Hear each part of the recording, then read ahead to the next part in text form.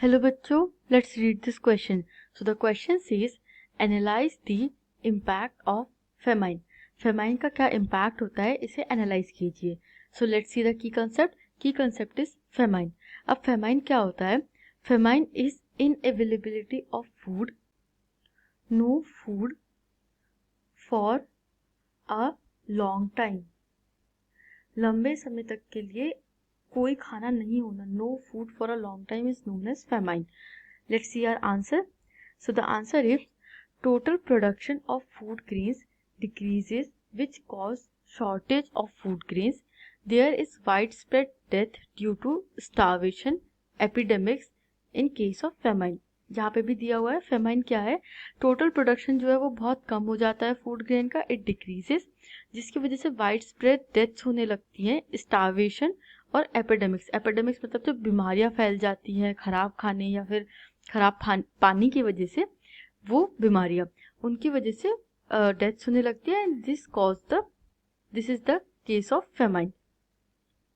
Epidemics spread due to forced use of contaminated water और taking decayed food. अब खाने की कमी होती है, खाने पानी की कमी होती है, तो लोग कंटेमिनेटेड वाटर कंज्यूम कर लेते हैं या फिर डिकेड फूड जो खराब हुआ खाना है वो कंज्यूम कर लेते हैं, और इसलिए एपिडेमिक्स फैल जाते हैं, इसलिए बीमारियां फैल जाती है.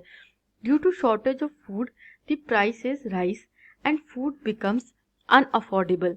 इन such calamity stretches for long time it may cause starvation.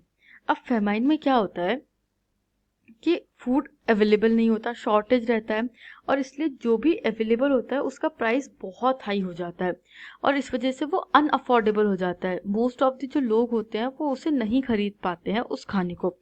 अब ऐसी कैलामिटी अगर लंबे टाइम तक के चले, stretches for a long time, तो एक स्टार्वेशन की सिचुएशन बना देती है. स्टार्वेशन मतलब कि वहाँ पे लोग भूख के कारण मरने लगते हैं. Let's see the fourth point. The agricultural labourers, fisherman, transport workers and other casual laborers are affected the most due to such natural calamities.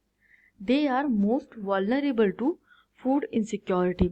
अब कुछ sections of society है जैसे agricultural laborers, fishermen, transport workers और जो casual labours होते हैं, जो land labourers होते हैं, वो ऐसी नेचुरल कैलामिटीज़ के लिए बहुत ज़्यादा प्रोन होते हैं, उन पे सबसे ज़्यादा इफेक्ट पड़ रहा होता है नेचुरल कैलामिटीज़ का.